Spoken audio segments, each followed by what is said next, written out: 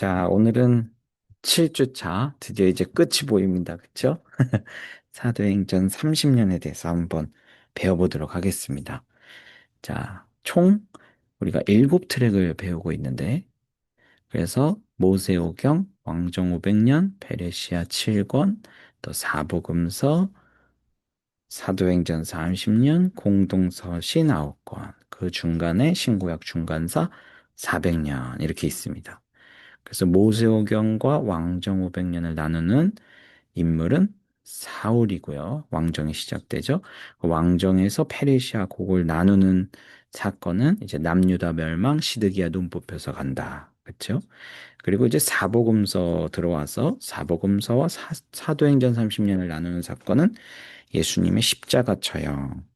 그리고 사도행전 30년에서 공동서신 9권을 나누는 사건은 AD 64년의 로마 대화제. 네, 계속 뭐 잊으셔도 상관없습니다. 끝나는 날까지 반복을 할 거니까.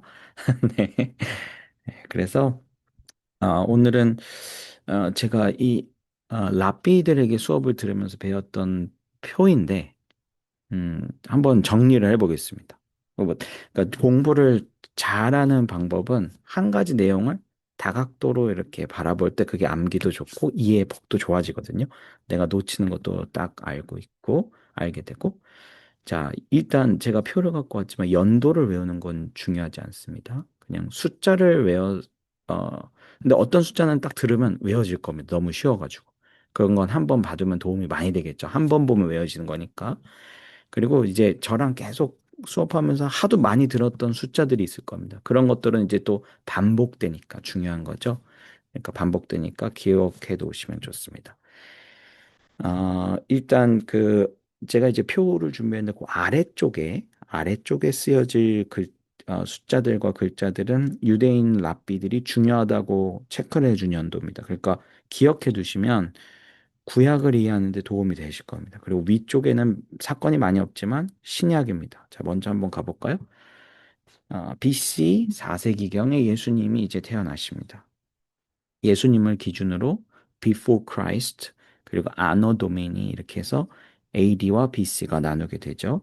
그 다음에 이제 예수님이 누구의 자손으로 오셨나? 다윗의 자손으로 오셨습니다. 그래서 BC 1000년경에 다윗이 태어납니다. 그 이제 왕정의 시작이라고 보셔도 괜찮겠습니다. 그렇죠? 아, 그래서 외우기 참 좋은 숫자니까 이건 기억해 주시면 좋고, 그 다음 중요한 게 뭐냐면 이제 BC 1250년경에 엑소더스가 일어났습니다. 그리고 이제 태초부터 출애굽 그리고 다윗 직전까지 바로 정확하게는 사울이겠지만요. 커버하는 게 바로 모세오경입니다. 그렇죠? 자, 그다음 이제 북이스라엘이 멸망왕이다. 왕정을 하면서 그게 BC 722년경에 이거는 뭐 제가 참 특이한 건데 우리나라 목사님들은 북이스라엘 그리고 남유다 언제 망했는지 다 외우는데 의외로 랍비들이 그런 거에 별로 관심을 안 갖더라고요. 북이스라엘 722년 망하고 남유다가 이제 한 150년 있다가 망하죠. 그러면 그게 이제 586년 시드기야 두 눈 뽑혀서 가는데 랍비들이 정리해 주던 이걸 어떤 기준으로 하냐면 남유다 멸망을 이렇게 하지 않고 성전 파괴로 기억하더라고요. 그러니까 확실히 유대인들은 성전이 중요합니다. 1차로 파괴된 날짜 바로 586년.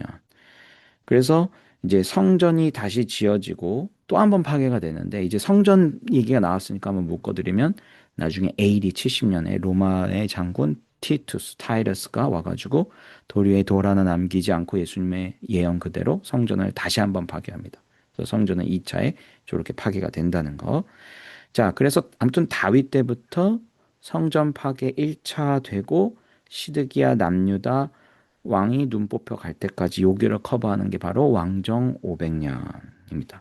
자, 그 다음에 이제 포로기를 시작하면서 이제 450년경에 토라가 쓰여집니다. 그러니까 유대인들은 토라가 바벨론 포로기 맞춰지고 쓰여졌다는 것을 전반적으로 다 동의를 하는 것 같습니다. 왜냐하면 DC에 있는 뮤지엄 오브 더 바이블을 가시면 구약의 세계라는 그 체험 부스가 있는데 거기를 싹 돌면 맨 마지막 방에 영상을 딱 보면서 거기에 에스라가 포로기 백성들에게 하나님 말씀을 통해서 정체성을 심어주고자 토라를 기록하는 장면이 딱 나오면서 In the beginning 하면서 이제 에스라가 이렇게 기록을 하는 장면으로 딱 빛이 나오면서 끝납니다. 제가 무슨 말 하는지 모르시는 분들은 꼭 DC에 있는 뮤지엄 오브 더 바이블 가셔서 올드 테스터먼트 쪽을 꼭 투어하시기 바랍니다. 꼭 투어하시기 바랍니다. 아무튼 이렇게 해서 바벨론 포로기 70년을 마치고 포로 귀환을 하는데 이때 커버하는 게 바로 페르시아 7권이다. 그래서 이 다음에 이제 페르시아 7권 이후에 400년의 신구약 중간기, 침묵기가 일어납니다. 자, 이때 무슨 일이 일어나느냐?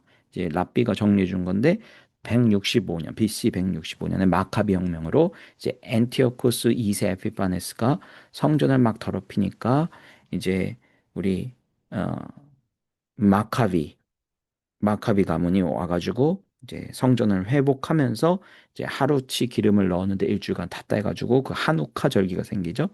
신약에서는 이거를 수전절, 성전을 씻은 날, 바로 이 한우카가 이렇게 있습니다. 자, 그리고 예수님 오시고 예수님이 십자가에 AD 33년경에 달리십니다. 이게 AD 30년이다, 아니면 33년이다 왔다 갔다 하는데 왜냐면 금요일이 안식일인 때가 딱 요 두 시기밖에 없습니다. 그러니까 예수님은 AD 30 아니면 AD 33년에 십자가에 달리신 게 확실합니다. 자, 그리고 이제 이 예수님의 생애와 요 십자가까지 다룬 것이 이제 지난 시간 봤던 사복음서고, 자, 예수님의 십자가 이후에 이제 사도들이 복음의 1세대들이 하나님 나라 복음을 가지고 쫙 퍼져나가는 얘기가 바로 사도행전 30년의 이야기다. 자, 역사가 지금 이 표 하나로 쫙 정리가 됐죠. 저는 사실 이 표를 성경 가장 앞면에 기록해 놓고 있습니다. 그래서 성경의 역사를 한눈에 쫙 정리해 놓은 거. 네. 자, 그래서 우리가 오늘 이제 사도행전 30년을 배워볼 텐데, 자, 왜 30년이냐? 이제 예수님 십자가가 AD 33년에서, 그다음에 로마 대화제 AD 64년까지 해서 약 30년의 시간을 얘기합니다.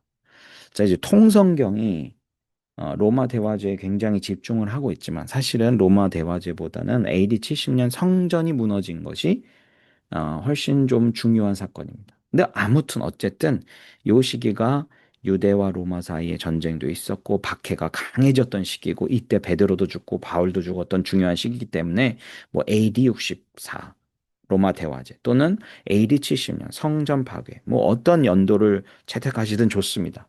네, 이거는 이제 편안하게 드리는데 아무튼 그러면 이 사도행전의 요 30년의 분위기는 어떠한가? 분위기가 중요하다고 그랬죠. 분위기가 대제사장들과 사도들의 대립 속에서 하나님 나라가 땅끝까지 전파되는 분위기다. 자, 예수님의 십자가 사건 이후에 이제 예수님의 제자들이 제자가 아니라 사도들로 바뀌었거든요. 그러면서 이 사도들이 이제 예수님이 다 이루셨다. 이제 제사장 나라가 종결됐고 하나님의 용서가 선포됐고 이제 이 용서는 짐승을 죽이는 제사가 아니라 십자가에 달려 죽으신 예수님을 믿고 그분이 다시 사신 것을 믿으면 용서받는다. 하나님 나라를 이 땅 끝까지 전파하는 이야기가 바로 사도행전 30년의 전반적인 분위기다. 근데 특별히 이제 여기서 이 사도행전 30년은 대제사장 세력과 이제 사도들의 대립이 계속 등장합니다. 이제 왜 대제사장 세력과 사도들이 계속 대립하느냐? 그래서 핵심 질문 제가 이렇게 적어놨죠. 왜 대제사장 세력은 스데반 집사님 죽이고 바울을 30년 동안 때렸는가? 바울이 그러거든요. 나는 40의 가만, 40의 하나 가만매를 5번 맞았다. 그러니까 왜 40의 하나 가만매냐? 이 신명기 25장 3절에 보시면 40까지 때릴 수는 있으나 그 이상 때리지 말라 이런 말씀이 있습니다. 그러니까 유대인들이 율법을 이거 안 어기려고 실수로 카운트하다가 잘못할까 봐 40에서 하나를 빼서 39까지 때립니다. 그러니까 이걸 set the boundary라고 하거든요. 이걸 라바이들이 얘기하는 건데 율법을 안 어기려고 그 앞에다 펜스를 치는 겁니다. 이게 근데 이제 이 40의 하나 가만매가 그냥 마사지 해주는 게 아닙니다. 이거 어 맞다가 기절하거나 죽는 경우도 있었어요. 그러니까 이제 40에 하나 감한매를 5번이나 맞았다는 것은 정말 다닐 때 많은 반대에 직면했고 박해에 직면해서 죽을 뻔했다는 거거든요. 그 왜 도대체 스데반도 죽이고 바울을 그렇게 방해를 했는가? 바로 사도들이 대제사장들의 역할이 끝났다고 주장했기 때문입니다. 자, 그러면 쉽게 대제사장 세력들이 힘도 있고, 그럼 사도들 싹 잡아가지고 예수님처럼 같이 죽여버리면 되는데 왜 안 그랬을까? 왜 안 그랬을까? 이런 거 한번 생각해 보신 적 있나요?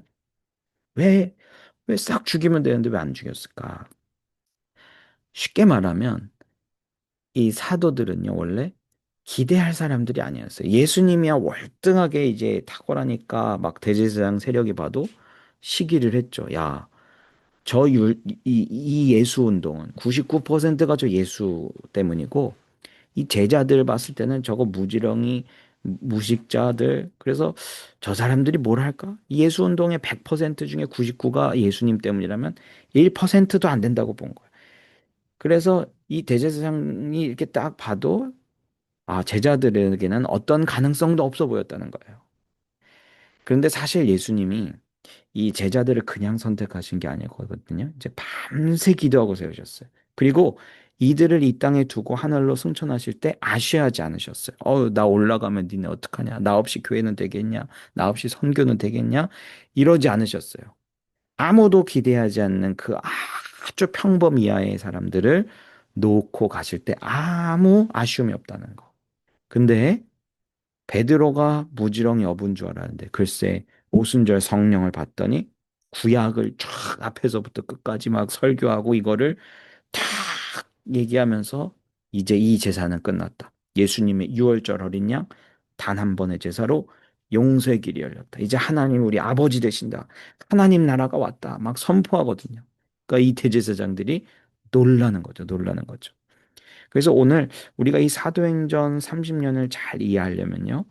사실 무엇이 제사장 나라였는지 잠깐 살펴볼 필요가 있습니다. 자, 여러분 제사장 나라 하면 무엇이 떠오르셔야 되나요? 세 가지가 떠오르셔야 되는데 제사장 나라는 하나님의 용서가 있는 나라다. 그리고 이웃과의 나눔이 있다. 화목제 얘기를 드렸죠. 그리고 민족 간의 평화가 있다. 말씀드렸는데 여기서 제일 중요한 개념이 하나님의 용서가 있는 나라입니다. 그러니까 다 잊으셔도 좋은데 제사장 나라 하면 용서 이건 기억하셔야 돼요.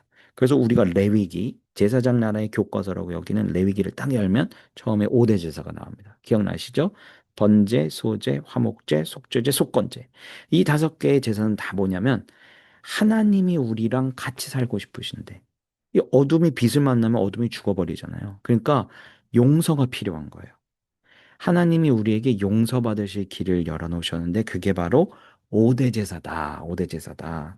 그래서 제사장 나라에서 가장 중요한 컨셉은 바로 용서받는 길이 열린 나라다.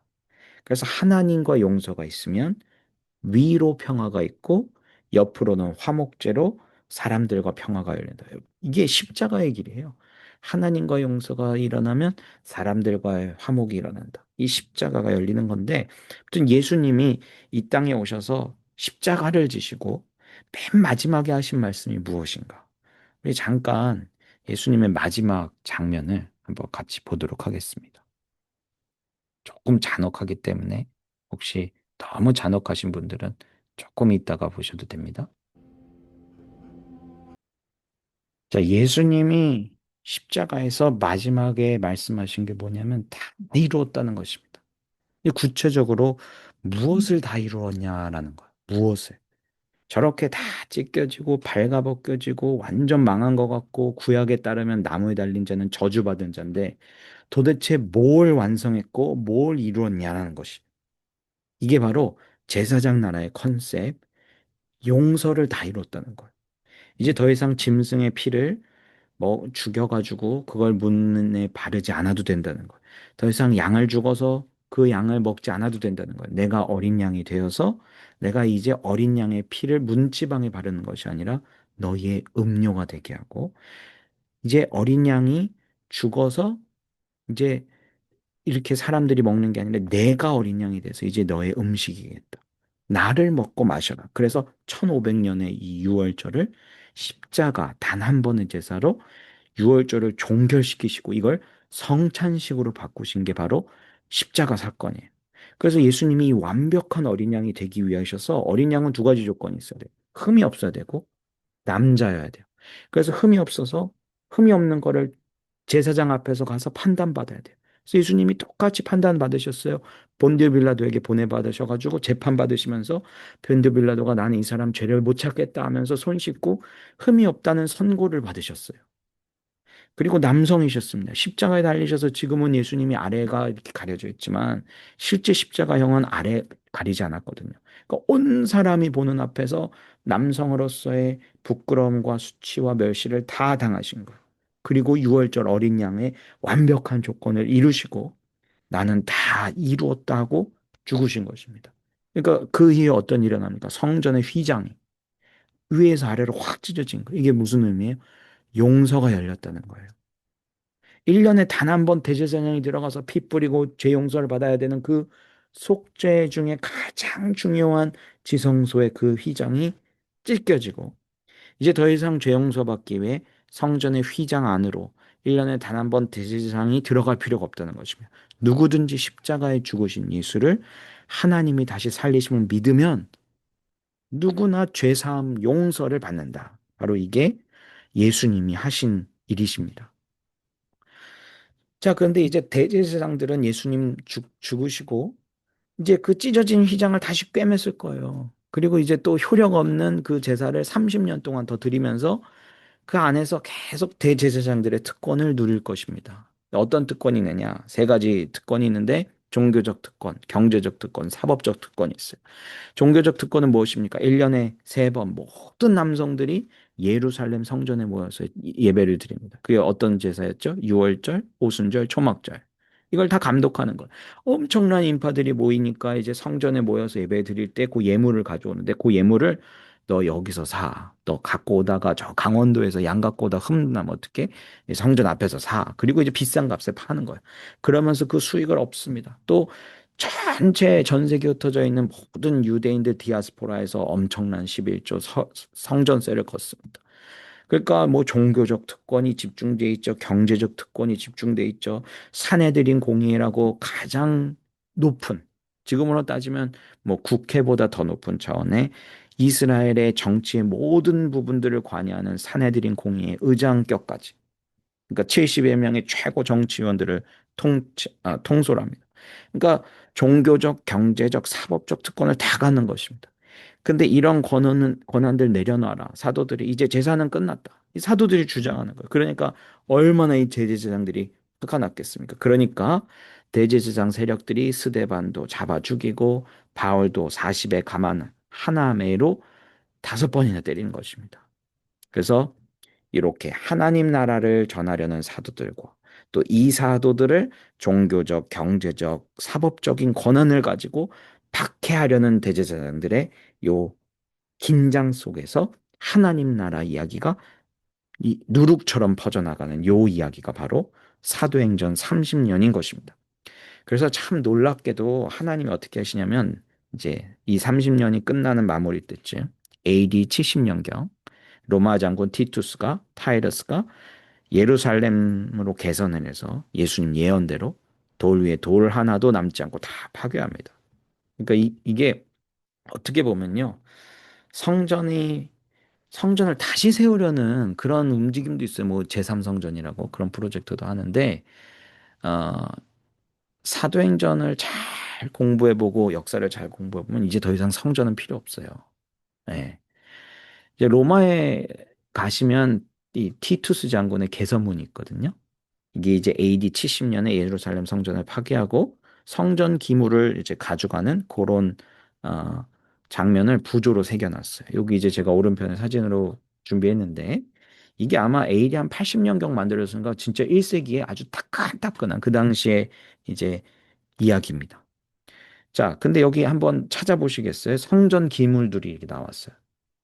돌 하나 돌 위에 남지 않고 성전을 파괴하면서 로마가 성전 기물들을 가져가는데 여기 가운데 보이시나요? 여기 메노라. 그쵸? 촛대가 보이고요.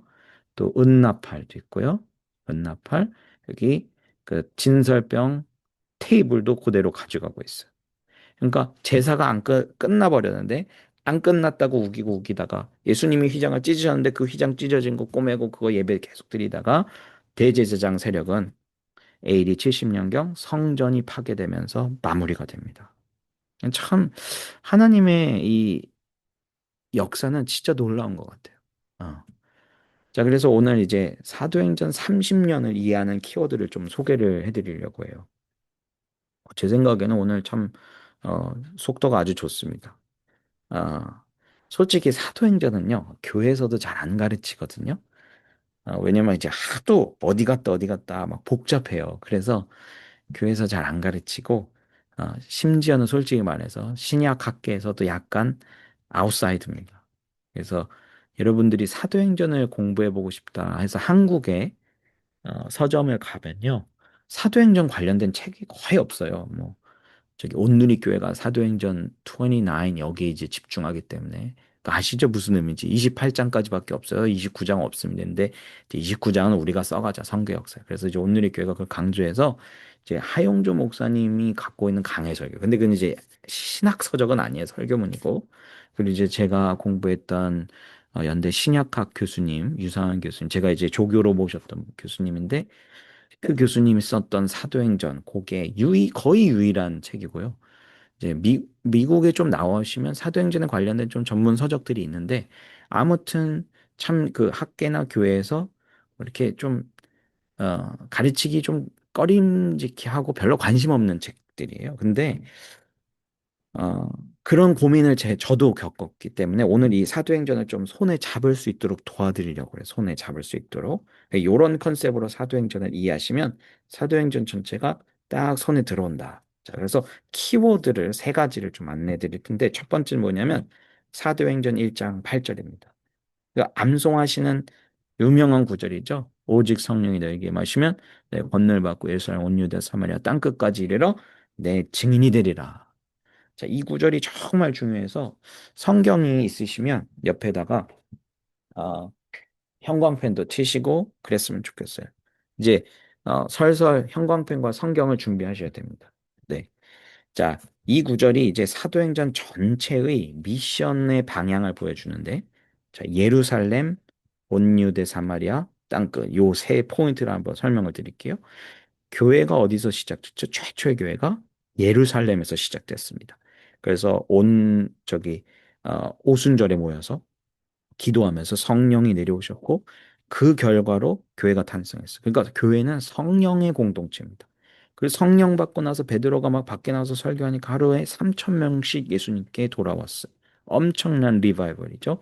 근데 이 엄청난 리바이벌이 있을 때 예루살렘에서 박해가 시작됩니다. 그래서 첫 번째 박해자가 순교자가 나타나는데 그 사람이 누구냐면 스테반이에요. 이 스테반이 돌 맞아 죽을 때 옆에서 옷 들고 서 있었던 사람이 사울입니다. 우리가 잘 알고 있는 사도 바울. 이야기가 그렇게 되는 거예요. 자, 이 박해가 오니까요. 사람들이 이제 예루살렘에서 흩어지기 시작합니다. 어디로? 사마리아와 온 유대로. 그래서 사도행전 8장부터 가시면요. 사마리아 얘기가 나와요. 빌립이 이제 사마리아 가서 예수님을 막 전하고요. 이 사마리아 사람들에게 설교하고 안수하면 막 사마리아 사람들도 성령을 받는 거예요. 그리고 이디오피아 내시도요. 여기 유대 광야 이쪽에 유대 광야에서 지나가다가 마차에서 말씀 읽다가 빌립을 만나서 막 세례를 받습니다. 그리고 빌립이 막 어, 갑자기 뿅 하고 없어지고 막 그런 기적이 일어나요. 이 위쪽에 여기 안 나오는데 위쪽에 다메섹에서는요. 사도 바울이 예수님 만나서 꼬꾸라집니다. 그리고 더 위쪽에 엔티옥에서 이제 최초의 이방 선교 허브 센터가 생겨요. 그래서 이 엔티옥 이따가 위치를 알려드릴게요. 그래서 아무튼 이 예루살렘 지역에서 이제 박해가 일어나니까 넘어서 유대와 온 사마리아 일대 또 주변 지역으로 부흥의 물결이 넘쳐가기 시작합니다. 그러면 또 뭐가 일어날까요? 박해가 일어납니다. 그래서 이 박해를 통해서 예수님의 제자 야고보가 순교를 합니다. 자, 이렇게 또 순교를 하니까 또 어떻게 합니까? 더 흩어져요. 어디로? 이제 위쪽에 안티옥 교회에서 바울과 바나바를 선교사로 파송합니다. 그래가지고 이제 땅끝 선교가 시작되는 것입니다. 지중해 전역과 로마와 이제 저 나중에는 스페인까지. 그래서 이 예루살렘, 온 유대와 사마리아와 땅끝까지 요게 점차 확장되는 복음의 지평을 얘기해 주고 있는 거예요. 이게 요거를 보면서 여기까지 생각하시면 통성경을 잘하신 겁니다. 와, 창세기 1장의 28절 문화명령 땅을 정복하고 충만해라. 흩어지지 않으니까 하나님 흩으셨다. 바로 사도행전에서도 똑같은 그런 일들이 일어나는 게 보이면 통성경을 잘하고 계신 거예요. 그래서 이 사도행전 1장 8장은 이 사도행전 30년의 방향성을 보여주는 거기 때문에 키워드라고 할 수 있습니다. 두 번째는요, 두 번째 키워드는 복음 1세대입니다. 복음 1세대. 자, 복음 1세대란 말은 복음 2세대도 있다는 거거든요. 자, 우리가 복음 1세대라고 할 때는 예수님의 직계 제자를 얘기하는 거예요. 그러니까 1세대와 2세대가 어떻게 구분되냐? 예수님을 실제로 눈으로 봤던 세대들. 이걸 성경에서는 사도라고 말합니다. 사도. 자, 요 사도에 대한 이슈가 나오면 제가 꼭 한 가지 짚고 가는 게 있어요. 여러분, 오늘날에도 사도가 있을까요? 오늘날에도? 제 개인적인 생각은 없다는 것입니다. 없다. 자, 오늘날도 사도와 선지자가 직임으로, 오피스로 존재한다고 믿는 그룹들이 있는데 그게 이제 신사도 운동 그룹입니다. 물론 저는 이제 제 개인적으로 저는 사도의 직임은 부인합니다. 오늘날 사도가 있느냐? 저는 모르겠습니다. 근데 사도적인 사역이 있다는 것은 인정합니다. 자, 예를 들어 볼게요. 한 목사님이 계신데 요 목사님의 영향력이 로컬 처치를 넘어서 국가나 도시나 지역 단위의 목사님들의 목사님들이 계셔요. 우리 한국 분들이 잘 이해할 분들로 누가 있냐면 예를 들어서 유기성 목사님. 그러니까 선한 목자교회 담임이신데 그 교회만 목회하는 게 아니라 사실은 많은 교회들의 제자 훈련과 영성 훈련에 큰 어떤 컨퍼런스 강사로도 섬기시고 어떤 전반적인 한국교회 감리교회 영성 운동을 이끄시는 그런 리더십들이 있죠. 요런 사역이 사도적이라고 할 수 있습니다. 이건 성경적인 거예요. 성교회 현장 가시면요. 사도적인 리더십이 필요합니다. 교회들과 교회들 사이에 네트워크와 네트워크 사이에 갈등을 조절하고 사람을 파송하고 복음의 능력을 가지고 병자를 치유하고 브레이크스루하고 그 땅에 교회를 개척하는 철치 플랜팅하는 그 강력한 기름 부음들이 있는 그런 직임들이 있어요. 근데 그런 직임을 이제 오늘날의 사도라고 부를 수 있느냐? 저는 이건 좀 어렵다고 보는 입장이에요. 왜냐하면 예수님이 임명하시면 사도가 맞는데 지금 내가 오늘날 내가 사도입니다. 이렇게 주장하는 사람들을 봤을 때 전 잘 모르겠어요. 그러니까 요런 이슈들이 이렇게 나올 때 정리하시면 좋습니다. 근데 이제 왜 신사도 운동 그룹도 이런 얘기를 하냐면 이게 사도 바울이 좀 애매한 인물이에요. 이 바울은 예수님을 직접 본 사람은 아닌데 자기 사도권을 주장하거든요.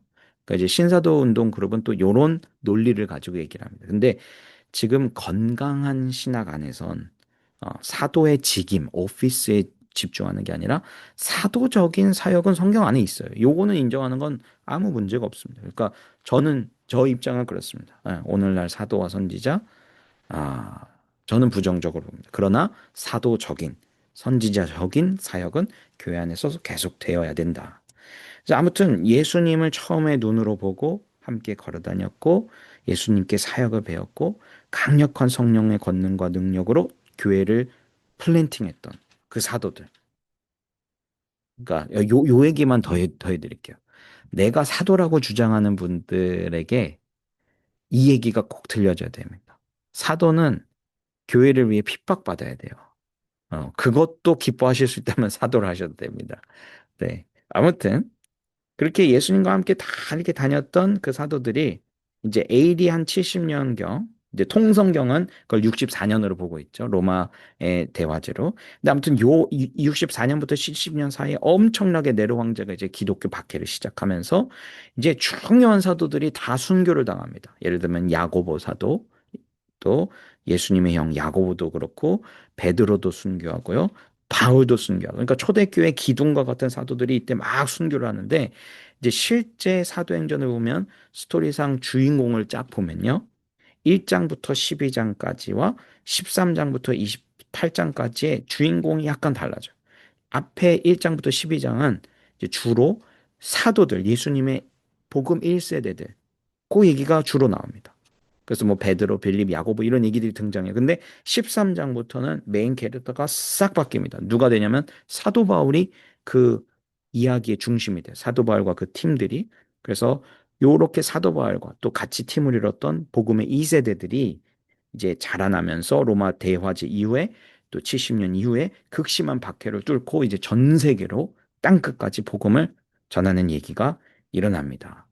자, 이게 왜 이렇게 사도 바울에 대한 얘기를 여기다 썼을까? 우리가 지난 시간에 사복음서를 강의를 들으면서 힌트를 딱 얻으신 분이 있다면 정말 좋을 것 같아요. 자, 이 사도행전 누가 썼죠? 누가 썼어요? 누가. 그래서 누가 행전이라고 했죠? 누가는 누굽니까?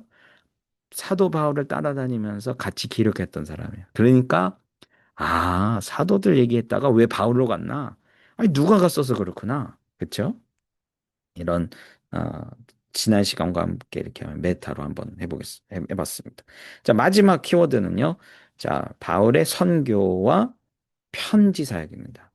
자, 이 사도행전은 단순히 사도행전 딱 여기만 있는 게 아니라 이제 여기 사이사이에 바울의 편지들이 껴들어갈 수 있거든요. 그래서 이제 사도행전 13장부터는 이제 사도 바울에 대한 얘기가 주로 이제 선교가 전개가 되는데 요 13장부터 있는 요 바울의 선교도 또 작은 세 부분으로 나눌 수 있어요. 바울이 선교를 1차, 2차, 3차 다녀오거든요. 그래서 요 선교여행 다녀간 중간에 또 생겨난 교회들의 편지를 막 써서 사역을 합니다. 편지로. 우리가 이걸 이제 바울서신이라고 하는데 총 13권이 있습니다. 근데 요거를 이제 사도행전에서 나오는 1차 선교, 2차 선교, 3차 선교 여행과 이제 연결해서 읽으면 아주 좋습니다. 그래서 이번 기회에 한번 같이 정리를 해보시죠. 자, 정리를 하면 사도행전 30년 이제 사도행전은 예루살렘, 온 유대, 사마리아, 땅끝 이 미션으로 이해하면 좋다. 그리고 사도행전은 1장부터 12장까지는 예수님의 직계 제자들, 베드로 뭐 그런 친구들의 사도 얘기가 나오고 13장부터는 이제 바울이 중심이 돼서 바울의 고 선교는 또 작게 1차, 2차, 3차가 있다. 이렇게 구조가 머리에 딱 잡히시면 좋겠습니다. 와, 네. 자, 그럼 이제 바울의 1차 선교 여행부터 정리를 할 텐데 필요한 게 뭐냐면 성경을 딱 펴주시고 형광펜 그리고 펜을 준비해 주세요. 그래서 이제 사도행전을 보면서 요게 어떤 바울 서신과 연결되고 그리고 요거를 어떻게 껴넣어야 되는지 요거를 이제 정리를 할 것입니다. 자, 바울이 이제 1차 선교를 나갑니다. 한 2년 정도 하신 것 같은데 자, 1차 선교 여행이 어디와 딱 들어가냐면 사도행전 13장, 14장에 딱 들어가요. 그래서 사도행전 피시고 13장 옆에 딱 가셔서 빈칸에 바울의 1차 선교 여행 이렇게 적어주세요. 1차 선교 여행. 자, 그리고 그 옆에다가 이제 갈라디아서라고도 적어주시면 좋겠습니다. 네. 13장 옆에 1차 선교여행, 그리고 갈라디아서. 그리고 이제 또 중요한 게 뭐냐면 이럴 때 이제 갈라디아서, 손을 이제 놓고 갈라디아서 딱 가셔서 갈라디아서도 딱 펴셔서 거기에다 사도행전 13장, 14장을 적어주시는 거예요.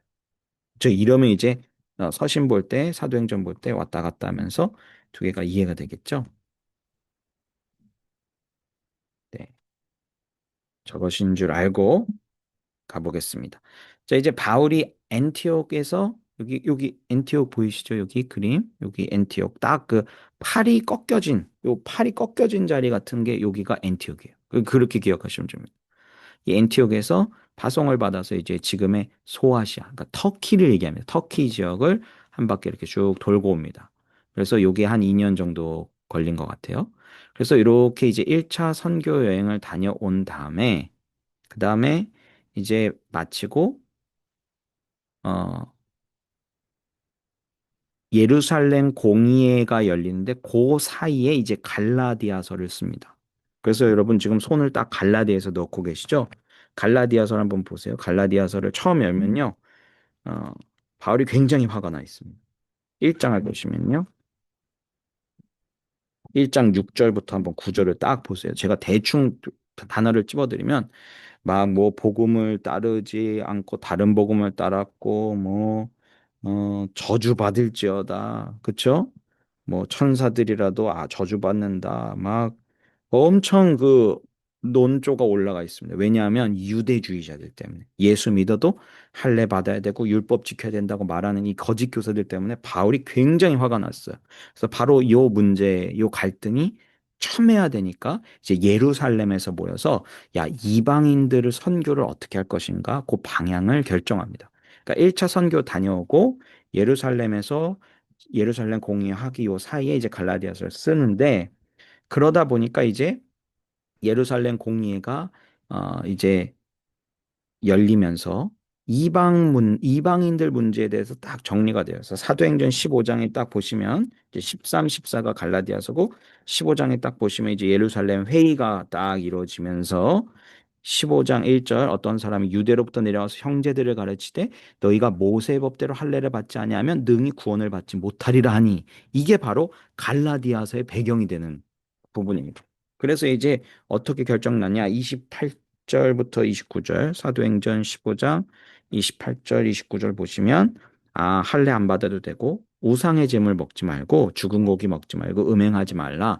그러고 예수 믿으면 그래 이방인들도 예수 믿는 거 맞다. 그렇게 정리를 합니다. 자, 그게 바로 바울의 1차 선교 여행이다. 요렇게 해서 1차 선교 여행을 마치고 한 1년 쉬면서 이제 2차 선교 여행을 다시 준비하고 떠나게 됩니다. 자, 그래서 바울의 1차 선교와 갈라디아서, 사도행전 13, 14, 15 이렇게 같이 이해를 해주시면 좋다. 자, 그렇게 정리를 잘 해주셨죠? 혹시 빠르시면 얘기해 주세요. 네. 바울의 2차 선교 여행 이제 두 번째로 바울이 가는데 아까 1차에는 이제 소아시아 터키만 이렇게 쏙 돌고 오셨잖아요. 근데 이번에는 좀 크게 도십니다. 그러니까 한 3년 정도 했다고 보는데 이제 터키도 싹 돌고 이제 여기 그리고 이제 그리스 쪽까지 쫙 돌아서 고린도를 거쳐서 이제 다시 오십니다. 그러니까 약간 더 커졌죠. 자, 그래서 이건 어디냐면 사도행전 펴셨어요. 사도행전 왔다 갔다 할 겁니다. 사도행전 15장 36절. 15장 36절부터 바울의 2차 선교 이렇게 적어 주셔요. 바울의 2차 선교 여행. 그리고 그 옆에다가 데살로니가 전후서 이렇게 적어 주시면 됩니다. 바울이 2차 여행하면서 요 고린도라는 지역에 제가 여기 별표로 놨거든요. 요 고린도라는 지역에서 한 1년 6개월 머물면서 이제 데살로니가 전후서를 쓴 것 같아요. 그래서 바울의 2차 선교 여행이 사도행전 15장 36절부터 시작하고 거기 데살로니가 전후서 적어주시고 자 다시 저 데살로니가 전후서로 넘어가셔서 거기에다가도 사도행전 16장, 17장이라고 적어주시면 좋겠어요. 데살로니가 전서 가셔서 빌골살이죠. 데살로니가 전서 1장에 딱 가셔서 거기에 사도행전 16장, 17장이랑 읽으면 꼭 맞습니다. 이 편지가. 네, 다 적으셨죠? 이제 제가 보여드릴게요. 어떻게 맞나? 자, 데살로니가 전서 2장 2절을 보세요.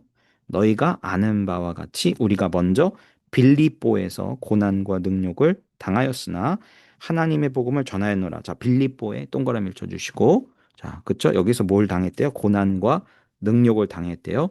요거 어떻게 당했나? 요거 보시려면, 자, 사도행전 16장 12절로 가시면 돼요. 데살로니가 전서 손 넣으시고, 사도행전 16장 12절 가보세요. 12절 가보시면 거기서 빌립보에 이르니 보이시죠?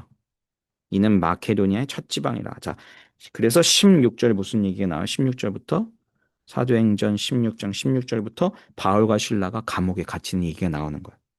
점치는 귀신 자유케 해줬다가 감옥에 들어가죠. 그러니까 이게 어떻게 고난과 능욕을 당했는지 요 스토리에 이제 연결이 되는 거예요. 이렇게 성경을 읽어가시면 좋습니다. 자, 이해가 되시죠? 그래서 바울이 요 소아시아와 그리스 지역까지, 터키와 그리스까지 쫙 돌고 오는데, 자, 이때 교회들이 굉장히 어렸습니다. 그래서 데살로니가 전후서를 보면요, 예수님의 재림에 대한 얘기가 굉장히 많이 나와요. 초대교회의 확실한 믿음은 예수님 곧 다시 오신다는 거거든요. 유대인들이 박해하죠. 그리고 초대교회들이 예수님의 재림을 막 고대하죠. 그러니까 요 주제가, 재림이란 주제가 이 데살로니가 전후서의 편지에 정말 많이 나옵니다. 재림에 관심이 있는 분들은 그러니까 요 책을 공부하시면 돼요.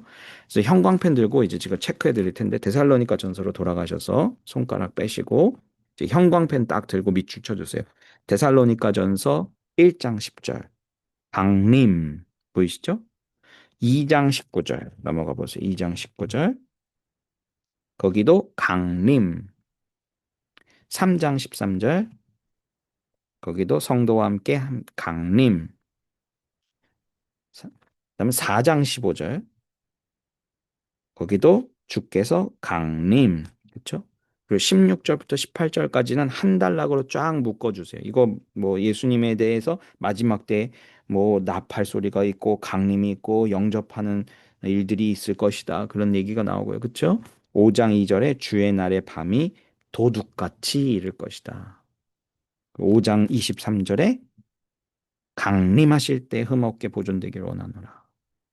자, 데살로니가 후서 넘어가셔서 1장 4절 보시면 너희가 견디고 있는 모든 박해와 환란 중에서, 이 보이시죠? 아까 고난과 능욕 당했던 그 박해와 환란, 이 책의 배경이죠. 1장 7절, 데살로니가 후서 1장 7절에도 하늘로부터 나타나실 때, 1장 10절에도 강림, 2장 1절에도 주 예수 그리스도의 강림, 2절에 영어로나 말로나 우르하는 것이 아니라 주의 날이 이르렀다고 무서워하거나 마음 흔들리지 마라. 그렇죠? 2장 8절에도 강림하여 나타나심으로, 그러니까 예수님이 다시 오신다. 이것 때문에 막 사람들이 게을러 빠지는 거예요, 점점.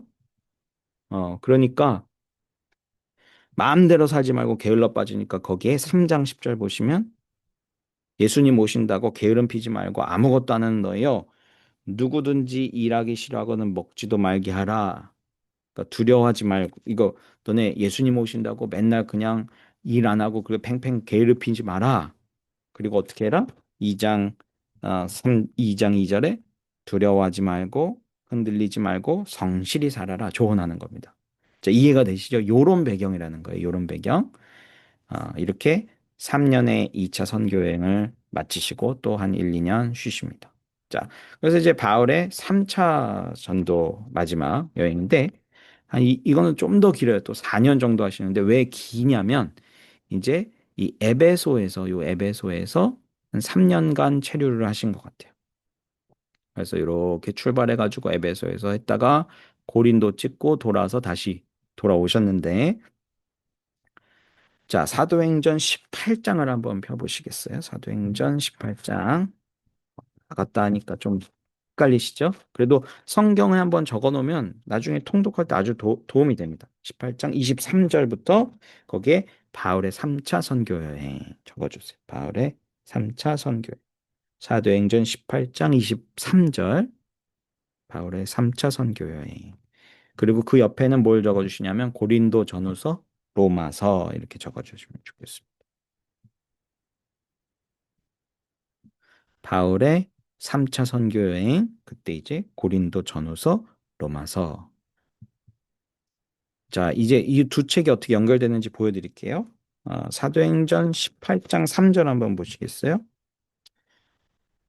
바울의 생업이 나오는데 이때 여기 이제 브리스길라 아굴라를 만나서 천막을 같이 만들었다 나오죠, 3절에. 그렇죠? 이게 어디 나오냐면 고린도전서 4장 11절에 나와요. 그리고 이제 손가락 딱 깨시고 사도행전 18장 손가락 딱 깨시고 고린도전서 4장 12절 가보시면 고린도전서 4장 12절에 또 수고하고 친히 손으로 일을 하며, 이게 뭐예요? 텐트 만드는 일 했다 이거예요. 그렇죠? 자, 다시 사도행전 19장 한번 돌아가 보세요. 손가락 끼시고 사도행전 19장 23절. 이제 바울이 에베소 갔더니 거기 소동이 일어났어요. 적지 않은 소동이 일어났다. 그래서 28절, 29절 보시면 이 사람들이 분노가 가득하여 막 소리 외쳐 이러면서 에베소 사람의 아데미여 아데미여 온 시내가 요란하여 사람들이 막 달려들더라. 그쵸? 이런 소동이 있었어요. 지금 바울이 거의 죽을 뻔하거든요. 우상 팔아서 먹고 사는 사람들한테 가서 너 그거 우상이야. 그거 가짜야. 그러니까 성에 있는 사람들이 막 화가 나가지고 바울 일행을 죽이려고 해요. 이게 고린도 후서의 1장 8절에 나옵니다. 고린도 후서 한번 가보시겠어요? 사도행전 19장에 손 넣고 고린도후서 1장 8절. 오후 1장 8절. 자, 형제들아 우리가 아시아에서 당한 환난을 너희가 모르기를 원하지 아니하노니 우리가 심한 고난을 당하여 살 소망까지 끊어졌다. 그래서 우리가 사형 선고 받은 줄 알았다. 이렇게 연결이 되는 거예요. 요 사도행전에서 요런 사건이 요 편지 안에서 요런 사건으로 연결이 되면서 이제 바울이 3차 선교 여행 때 이 에베소에서 이제 3년 동안 체류를 하면서 두란노 서원에서 이제 강의하고 제자들을 길러내고 그렇습니다. 자, 그래서 이 에베소에서 있을 동안 이제 고린도 교회 이쪽에 편지를 보내게 되는 거예요. 이쪽에. 자, 이때 이제 참 놀라운 일들이 많이 일어나는데 이제 막 바울이 사람들에게 막 안수하고 이 에베소 지역에서 막 안수하고 기도하면 막 성령 받고 예언하고 막 그러거든요. 그러니까 개인 차원의 이 리뉴얼이 일어나요. 이걸 거듭남 또 성령 세례라고도 말하기도 하죠. 근데 거기서 그치는 게 아니라 이제 에베소에서 제자들을 세우고 거기서 막 집중 제자 훈련을 2년간 에베소 두란노 서원에서 막 이제 하는데 하나님이 막 놀랍게 일하시는 거예요. 바울이 손수건만 갖다 대고 병이 낫고 막 귀신이 떠나가고 그러니까 도시 전체에 트랜스포메이션이 일어나요. 그러니까 이 리바이벌이라는 어, 교회 담장을 넘어가는 부흥이 점점점 이렇게 생기면서 점점 도시 자체가 트랜스포메이션 가는데 막 마술을 하던 사람들이 마술책 모아가지고 불태우고 예수님께로 돌아옵니다. 그래서 말씀해 보면 주의 말씀이 힘이 있어 흥왕하여 세력을 얻으니라. 그러니까 개인의 회복을 넘어 부흥으로 부흥을 넘어 트랜스포메이션 변혁으로 이렇게 가는 이 부흥의 어떤 사이클들을 보여줍니다. 이런 분위기 속에서 이제 고린도 교회를 향해 은사에 대해서 성령에 대해서 편지를 하는 거예요. 그러니까 이 맥락을 이해하셔야 됩니다. 리뉴얼, 또 리바이벌, 또 트랜스포메이션 이런 분위기에서 은사 사용은 어떻게 해야 된다 이렇게 가르칠 수 있는 거예요. 그리고 이제 고린도에 가서 한 3개월 정도 체류하면서 이제 로마 지역의 교회들에게 보내는 편지 로마서를 기록합니다. 그래서 로마서 15장 21절인가 가서 보시면 내가 예루살렘 가는 길이다. 이게 진짜 이 예루살렘으로 돌아가거든요. 왜 예루살렘으로 가는 길이냐? 내가 이제 마케도니아에 있는 지역의 교회들의 연보를 걷어가지고 예루살렘에 지금 어려운 상황이니까 여기로 이제 내가 돌아가는 길이다. 그렇게 전달하겠다. 이런 얘기가 나옵니다. 이게 그런 맥락입니다. 그래서 이 로마서는 사도행전 20장 1절부터 6절을 읽고 거기에다 이제 로마서를 읽으면 좋아요. 그러니까 이제 사도행전 20장 1절부터 6절을 이렇게 한 대 쫙 묶으시고 한 단락으로 그다음에 옆에다 로마서 이렇게 적어주시면 됩니다. 그래서 제가 이걸 준비하면서 야 어떻게 고린도에 이 3개월 체류하는 동안 이 로마서라는 정말 기독교 역사를 뒤바꾼 많은 이 영적인 영웅들이 다 로마서로 거꾸러졌거든요. 어떻게 이런 책을 썼을까 생각해 보니까 이게 벌써 갈라디아서 그리고 데살로니가 전후서 고린도 전후서 이거를 다 쓰고 나온 책이 있잖아요. 그러니까 이게 3개월 만에 뚝딱 나온 게 아니라 바울의 사역과 신학과 영성이 다 녹아들어서 총 집대성된 책이구나 이런 걸 느끼면서 참 놀랍다 이런 생각을 해봤습니다. 자, 그래서 이제 사도행전 21장부터 맨 마지막은 이제 바울이 로마로 압송되는 장면으로 끝이 납니다. 이게 이제 사도행전 21장, 28장인데 이제 이렇게 어, 그러니까 3차 선교 여행을 끝나고 이제 예루살렘으로 자, 다시 돌아와서 보시면 예루살렘으로 돌아가거든요. 근데 이때 이제 막 사람들이 말려요. 야, 가지 마라. 너 가면 죽는다. 뭐 아가버 선지자들 너 가면 이제 고난이 이게 앞으로 있을 거다. 막 예언을 하고 그런데 그래도 떠나요. 왜냐하면 이제 바울의 꿈은 스페인 땅끝까지 가는 선교를 생각했거든요. 근데 아무튼 돌아왔더니 예루살렘 돌아왔더니 아니다 다를까 딱 잡힙니다. 그래서 이제 바울이 요청합니다. 나는 로마의 시민이다. 그래서 난 로마 총독의 재판을 받을 거다. 그래가지고 이제 로마로 압송을 당합니다. 로마로 가는 길에 폭풍을 만나요. 폭풍 이름이 유라굴로라고 하는 폭풍이죠. 그래서 여기에 보시면 이 그림이 꼬불꼬불한 이유가 이게 지금 폭풍 만나서 이제 난파한 거예요. 3차 선교 여행 마치고 꼬불꼬불꼬불 이렇게 기억하시면 됩니다. 자, 이런 꼬불꼬불꼬불 속에서도 하나님의 도우심을 경험해요. 무슨 독을 마실 줄 알아도 해를 당하지 않고 뱀을 집어도 상하지 않는데 이 일이 그대로 일어납니다. 그래서 바울이 뱀에 물린 것 같이 이게 섬에 난파됐을 때 추워가지고 나뭇가지 모으는데 이 뱀이 딸려와가지고 뱀이 확 물었는데도 사람들이 이게 원주민들이 바울 죽었다 했는데 바울이 안 죽는 거예요. 그래서 막 저 사람 신의 사람이다 이러면서 이제 복음을 전하는 일이 일어납니다. 그래서 이제 우여곡절 끝에 꼬불꼬불 마치고 로마로 도착합니다. 그래서 이제 가택연금 받아서 2년 동안 그리고 재판을 받게 됩니다. 그런데 바울은요, 재판을 받으면서도 로마의 총독들에게 복음을 전해요. 그러니까 여러분 이 기독교는요 라이프 스타일인 거예요. 밥 먹으러 갔다가 레스토랑 직원이랑 대화를 나누면서 기도하고 복음 전하는 거고 재판 받으러 가서 재판장이랑 얘기하고 대화 나누다 예수님 전하는 거예요. 그러니까 우리가 이제 예수 이렇게 재판받으면서 가택연금 당하고 그때 이제 썼던 서신을 옥중서신이라고 하거든요. 그때 이제 에베소서, 골로새서, 빌립보서, 빌레몬서 이 네 권이 쓰여졌는데 우리가 옥중서신이라고 하면 야 이거 쇠창살 쳐진 감옥에서 쓴 편지인 줄 아는데 그게 아닙니다. 사슬은 맺는데 이제 교도소는 아니고요. 진짜 감옥은 이제 나중에 2차 투어 갈 때 디모데후서는 진짜 감옥이에요. 그래서 디모데후서 가면 막 춥다. 너 빨리 와라. 이런 얘기가 있고요. 이 1차 투옥 때 썼던 이 오준서 씨는 가택연금입니다. 자, 그걸 한번 확인해 볼게요. 사도행전 28장 한번 가보시죠. 사도행전 28장 맨 마지막 장이거든요. 30절, 31절 한 달락으로 묶어주세요. 28장 30절, 31절. 바울이 온 이태를 자기 셋집에 머물면서 자기에게 오는 사람을 다 영접하고 그러니까 가택연금이라는 거예요. 오는 사람은 만날 수 있었고요. 이게 렌트 했다는 거 자기 렌트하우스인데 하나님 나라를 전파하면서 주 예수 그리스도에 관한 모든 것을 담대하고 거침없이 가르치더라. 자, 이 옆에다가 에베소서, 빌립보서, 골로새서, 빌레몬서 이렇게 적어 주시면 좋겠습니다. 에베소서, 골로새서, 빌레몬서, 빌립보서 이렇게 적으시면서 들으시면 좋겠는데 이 사도행전 마지막이요. 28장 마지막이잖아요. 이게 제가 교회사 곤잘레스 유명한 분이거든요. 이분 책 읽다가 너무 멋져가지고 여기다 이렇게 적어놨는데 이 사도행전의 마지막은 설교하는 장면으로 끝나요. 바울이. 결론이 안 납니다. 그냥 바울이 전하고 있다라는 복음이 계속 전해지고 있는 것으로 딱 끝나요. 근데 이거를 이 곤잘레스는 이렇게 해석하더라고. 복음은 오늘도 계속 전해지고 있다. 언제까지? 예수님 다시 오실 때까지. 이게 너무 멋진 결론인 것 같아요. 그래서 바울이 어떤 로마에서 재판받고 석방을 됩니다.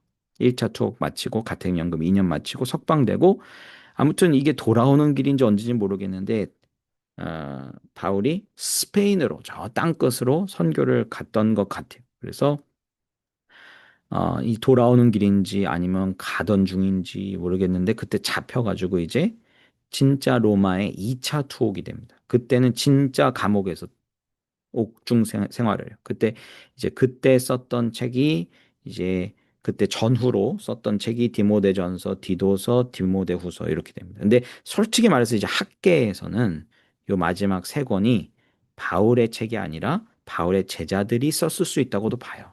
근데 아무튼 전통적으로는 바울이 가장 마지막 쓴 책은 디모데후서다. 그래서 막 진짜 감옥에서 나 춥다 빨리 와라 겨울이 빨리 지나면 너 좀 나도 보고 싶다 그런 마음이 막 나타납니다. 이 마지막 디모데전서, 디도서, 디모데후서는요 다 리더에 관한 책이거든요. 그러니까 교회 리더는 어때야 된다.